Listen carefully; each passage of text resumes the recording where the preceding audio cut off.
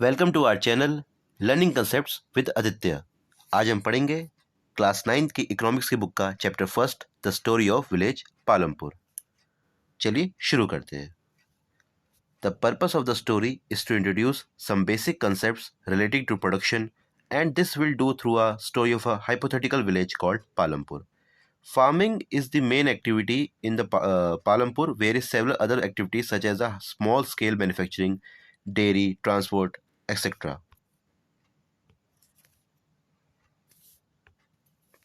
ये कह रहे हैं कि पालमपुर एक हाइपोथेटिकल विलेज है। हाइपोथेटिकल मतलब ये कोई असली में गांव नहीं है, ये बस एक काल्पनिक गांव है। और यहाँ के लोग की मेन एक्टिविटीज़ क्या है? यहाँ के लोग मैन्युफैक्चरिंग करते हैं, फार्मिंग भी करते हैं। फार्मिंग यहाँ की मेन एक्टिविटी है। मैन्युफैक्चरिंग करते हैं, डेयरी है, ट्रांसपोर्ट है और भी छोटे बड़े उद्योग है। आगे चलते हैं। These productions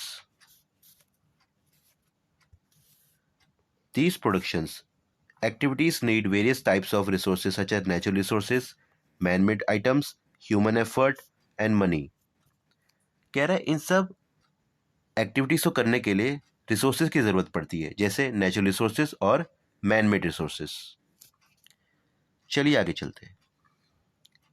अब आगे है introduction. Palampur is a well connected with neighboring villages. Palampur is well connected with neighboring villages and towns. Raiganj is a big village, is a 3 kilometer from Palampur and all-weather road connected to the village to Raiganj and further on the nearest small town of Shahpur. ये यहाँ पे कह रहा है कि जो पालमपुर है वो अपने आसपास के गांव से वेल कनेक्टेड है बाय रोड्स। उसके पास ही एक गांव है रायगंज और एक स्मॉल टाउन है शाहपुर। यहाँ पे आपको बहुत सारे ट्रांसपोर्ट विजिबल होंगे, जैसे बुल्लॉक कार्ट्स, टोंगास और बोगियास। चलिए आगे चलते हैं।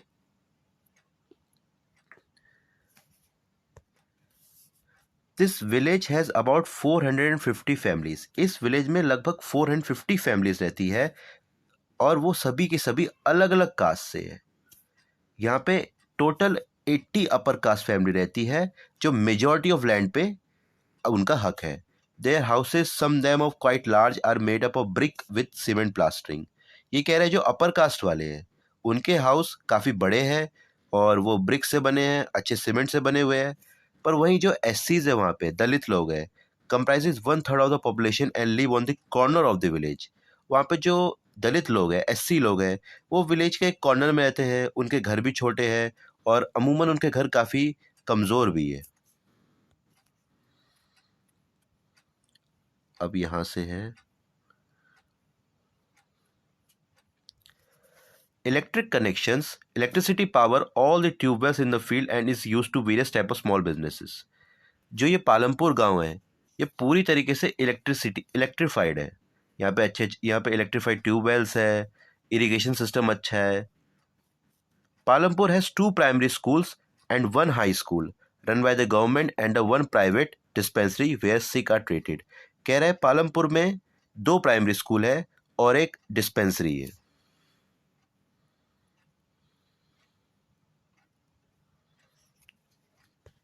आगे यहाँ पे लिखा है the description above shows that Palampur has fairly well developed system of roads, transport, electricity, irrigation, schools and health centers. Compare their facilities with those in your nearby village.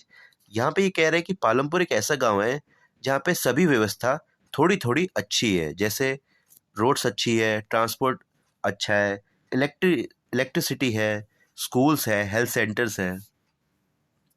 The story of village Palampur is an imaginary village. यहाँ पे इसने एक important बात कही है, the story of village and the story of Palampur, an imaginary village, will take us through the different types of production activities in the villages across India. Farming is the main production activity.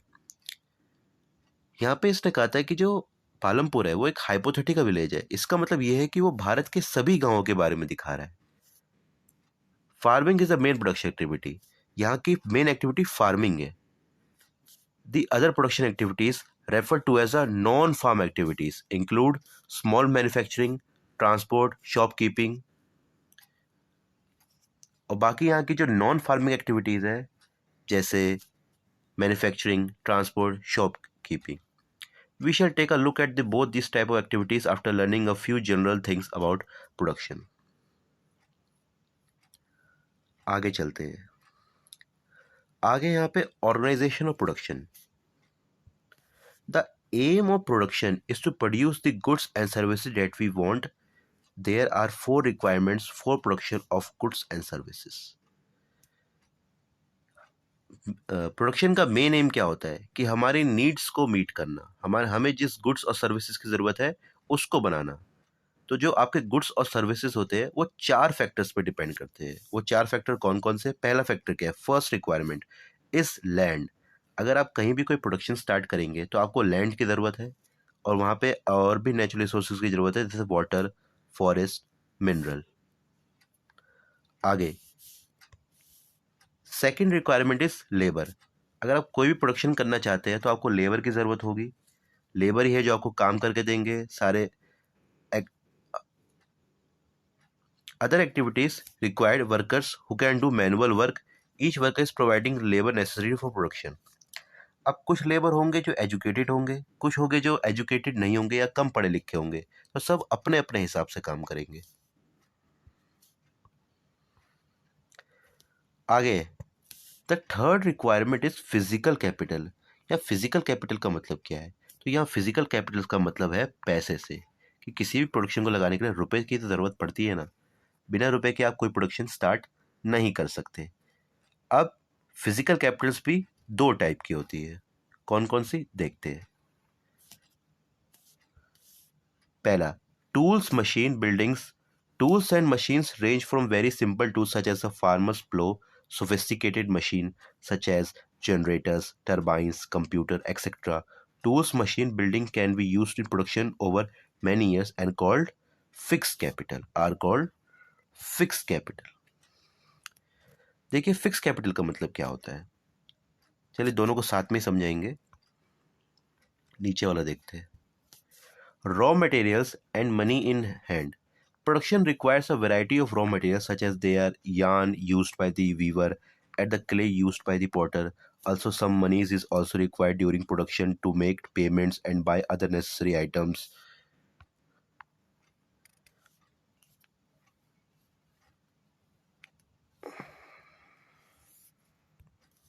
Sorry. Raw materials and money in hand are called working capital.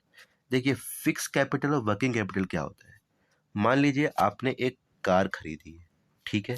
अब car है वो 4 लाख रुपए की, आपने एक बार उसमें पैसा लगा दिया तो वो होती है फिक्स कैपिटल. वो होती है फिक्स कैपिटल. अब आप उस कार को रोज चलाएंगे, आप उसमें रोज पेट्रोल डालेंगे, डीजल डालेंगे, तो जो उसका रोज का खर्चा है वो है आपका वर्किंग कैपिटल. इसका एक और एग्जांपल हो सकता है, आप स्कूल में पढ़ते हैं, आप एक बार एडमिशन कराते हैं, वो है फिक्स कैपिटल. और आप हर महीने पैसे देते हैं, वो है वर्किंग कैपिटल. ठीक है. आगे कह रहा है there is a fourth requirement too. You will need knowledge and enterprises to be able to put together land, labor, and physical capital and produce an output either to use yourself or to sell in the market. These days is called human capital.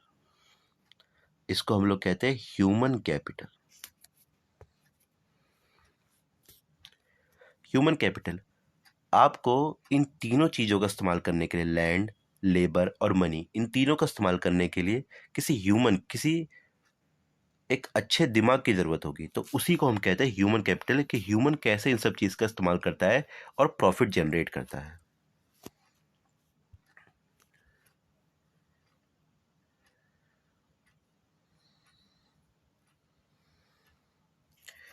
आगे है every production is organised by the combining land, labour, physical capital and the human capital. कोई भी production in चारों चीज़ों को ही मिला के बनता है, लैंड, लेबर, फिजिकल कैपिटल और ह्यूमन कैपिटल. और इन्हीं सब को हम लोग कहते हैं फैक्टर्स ऑफ प्रोडक्शन. तो फैक्टर्स ऑफ प्रोडक्शन कौन कौन है? 4 फैक्टर्स हैं, land, labour, capital and human capital. तो ये 4 चीज़ें हैं जिस पर प्रोडक्शन डिपेंड करता है. चलिए अब आगे चलते हैं, आगे पालमपुर के बारे में है।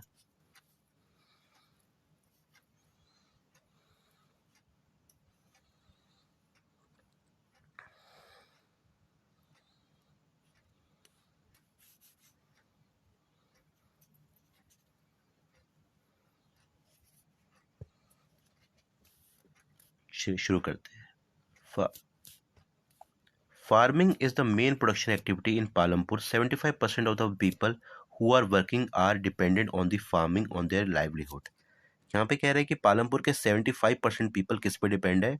एग्रीकल्चर पे ही डिपेंड है अपने रोज़मर्रा की चीज़ों के लिए।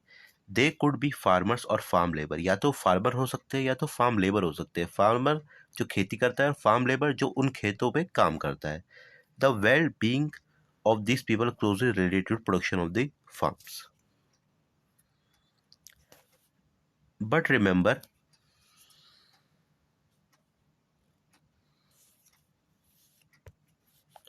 but remember that there is a basic constant in raising farm production. Land area under cultivation is practically fixed since 1960 in Palampur. There's been no expansion in land area. यहाँ पे कह रहे हैं कि जो कल्टीवेशन एरिया होता है, जो लैंड एरिया होता है जिसपे खेती की जाती है, वो फिक्स्ड होती है, उसे बढ़ाया नहीं जा सकता है।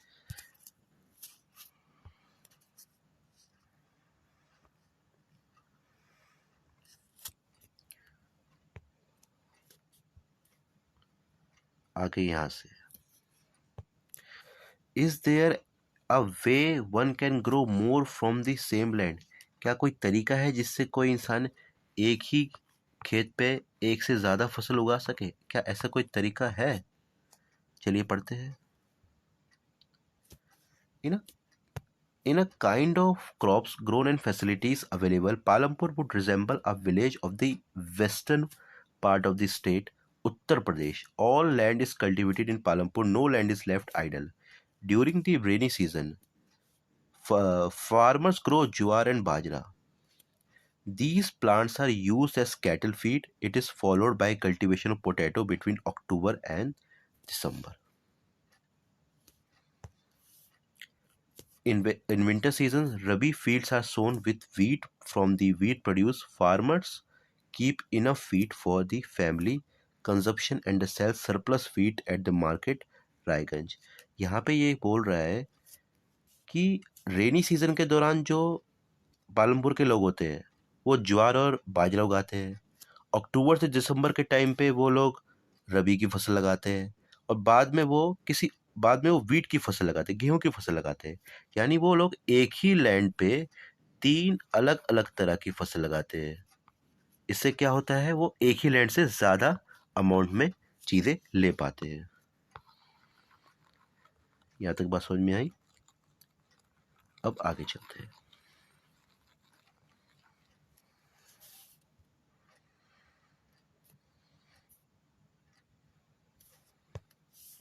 आगे यहाँ पे the main reason why farmers are able to grow 3 different crops in a year in a Palampur is due to the well developed system of irrigation. यानी पालमपुर में एक अच्छी बात है कि वहाँ पे वेल डेवलप्ड इरिगेशन सिस्टम है, पानी की अच्छी व्यवस्था है, अच्छा सिस्टम है वहाँ पे। इस वजह से वो एक ही लैंड से 3 अलग अलग तरह की फसल उगा पाते हैं। Electricity came early in Palampur. It's a major impact was to transform the system of irrigation. Persian wheels were till then used by farmers to draw water from the wells and irrigation small field. People saw that electric run tubewells could irrigate much.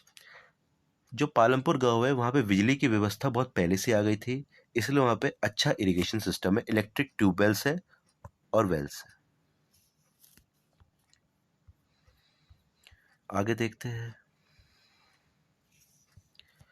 Larger areas of land more effectively. The first few tube wells were installed by the government. Soon, however, farmers started setting up private tube wells. As a result, by mid 1970, the entire cultivated area of 200 hectares was irrigated.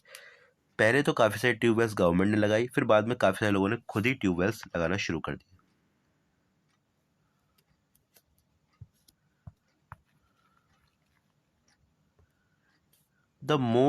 The grow more than one crop on a piece of land during the year is known as a multiple cropping. एक ही जमीन पर एक से ज़्यादा फसल उगाना एक साल में क्या कहलाता है? Multiple cropping.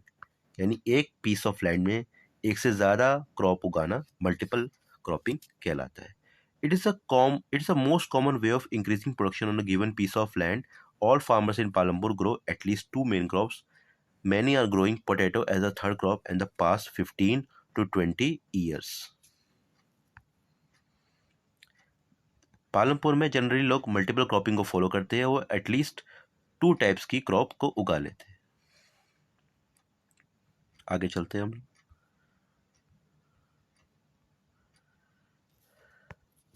आगे यहाँ पे एक क्वेश्चन पूछ रहा है, it is important to increase the area under irrigation. और दूसरा, you have read about the crops growing in Palampur. Fill the following table based on information on the crops grown in the region. आगे चलते हैं।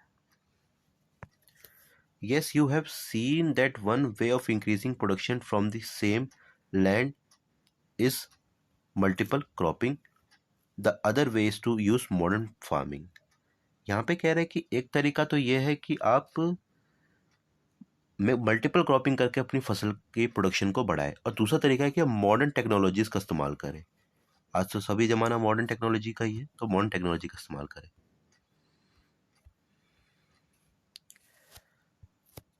For higher yield is measured as a crop produced on a given piece of land during a single season. Till the mid 1960s, seeds used in cultivation were traditional. One of the relatively low yields, the traditional seeds needed less irrigation. Farmers used cow dung and other natural manufactured fertilizers. All these were readily available with the farmers who did not have to buy them. सबसे पहले यहाँ पे yield की definition आई है छोटी सी। Yield होता क्या है? Yield is measured as the crop produce on a given piece of land during a single season. एक सिंगल सीजन में एक पीस ऑफ लैंड में कितनी क्रॉप प्रोड्यूस हुई है, उससे यील्ड कहते हैं। आगे है कि पहले के जो लोग थे वो ट्रेडिशनल सीड्स का इस्तेमाल करते थे प्रोडक्शन करने के लिए, और आज के समय पर उससे ज़्यादा प्रोडक्शन हो नहीं पाता था। उसके बाद क्या आया? The green revolution in late 1960s introduced the Indian farmer to cultivation of wheat and rice using high yielding varieties. HYV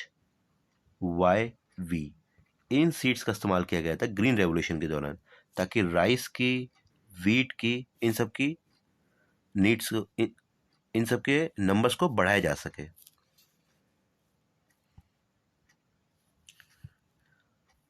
Compared to the traditional seeds, the HYV seeds promise to produce much greater amount of grain on a single plant. As a result, the same piece of land would now produce far larger quantities of food grain than was possible earlier.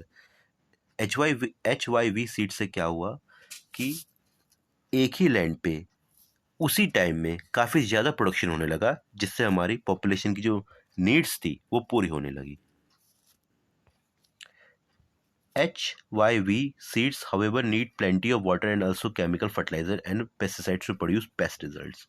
जो HYV seeds होती है उन्हें plenty of water चाहिए ताकि वो अच्छे से grow कर सके। चलिए आगे चलते हैं।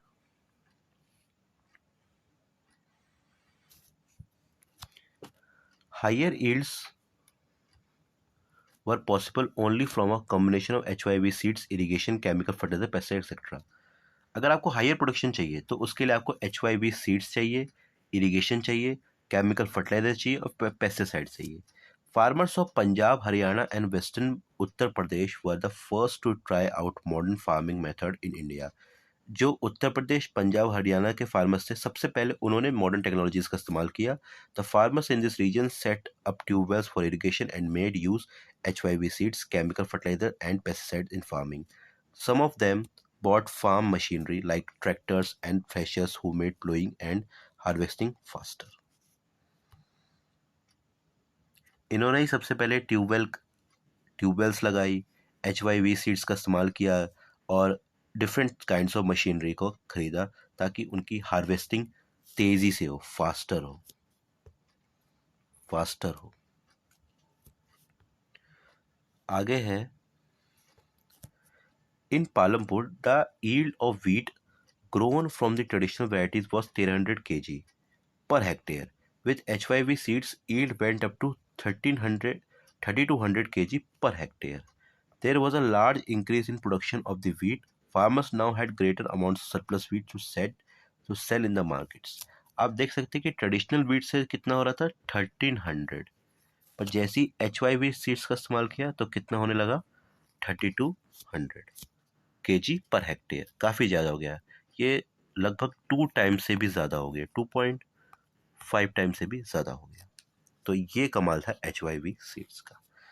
तो चलिए इस वीडियो को यहीं ख़त्म करते हैं. इसका आगे का पार्ट नेक्स्ट वीडियो में आएगा. Thank you. इस चैनल को लाइक करें और प्लीज़ सब्सक्राइब करें.